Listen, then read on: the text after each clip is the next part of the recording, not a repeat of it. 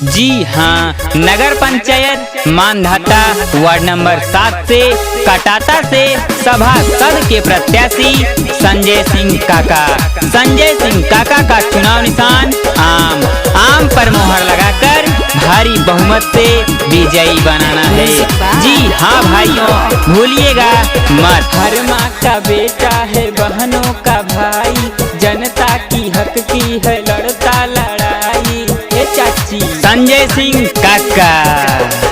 हर माँ का बेटा है, बहनों का भाई, जनता की हक की है लड़ता लड़ाई। मांगे आशीर्वाद हाथों के हो पौआ, संजय सिंह काका को अब की जिताना, आम छाप पे है मोहर लगाना। संजय सिंह काका को अब की जिताना, आम निशानी पे मोहर लगाना। जी हाँ भाइयों, नगर पंचायत मानधाता वार्ड नंबर 07 से कटाता से सभासद के प्रत्याशी हमारे संजय सिंह काका।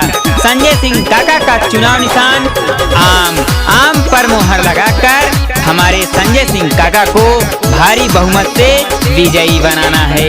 जी हाँ, सबके आशीर्वाद यदि पाएंगे, बन के सभासद गौवा में वो आएंगे।